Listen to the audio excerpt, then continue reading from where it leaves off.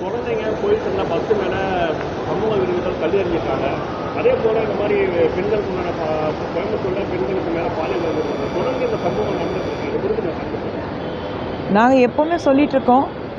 கடந்த கிட்டத்தட்ட 4.5 வருடத்தில் திமுக ஆட்சி வந்ததுலேருந்து பெண்களுக்கு பாதுகாப்பு சுத்தமாக இல்லை தமிழகத்தில்.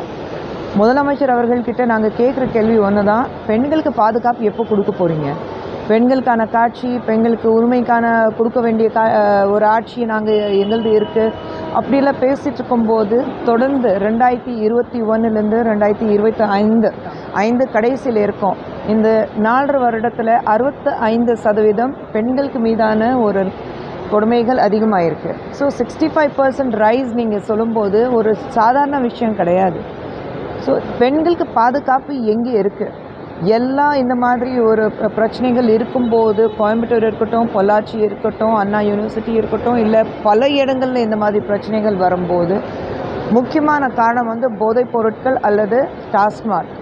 இதுதான், அந்த போதைக்கு அடிமையானவங்க தான் மேக்ஸிமம் இதை பண்ணுறாங்க. டாஸ்மாகில் உங்களுக்கு லாபம் வருது, அதனால தான் அந்த டாஸ்மாக் நீங்கள் 10 மணிக்கு மேலே பில் இல்லாமல் நீங்கள் கடையில் விற்கிறீங்க. அதுவும் ஒன்று இருக்குது. அப்படி இருக்கும்போது போதைப் பொருட்கள் கடத்தப்படும் போது இங்கே வரும்போது அதுக்கு உங்கள் கட்சியிலேருந்து உங்களுக்கு உங்கள் குடும்பத்துக்கு ரொம்ப நெருங்கிய நண்பர் தான் அதுக்கு காரணம்னா தெரிய வந்தது. அந்த விஷயம் அப்படியே மறைச்சிட்டிங்க. அதுக்கு என்ன ஆனது எது ஆனதுன்னு ஒன்றும் தெரியல. மறுபடியும் நீங்கள் வரும் தேர்தலுக்கு பெண்களுக்கு நாங்கள் எல்லாமே நடவடிக்கை எடுக்கோம், பெண்களுக்கு நாங்கள் பாதுகாப்பு கொடுப்போம்னா வாயை கூசாமே பேசிகிட்டு இருக்காங்கன்னா அதுதான் எனக்கு ஆச்சரியமாக இருக்குது.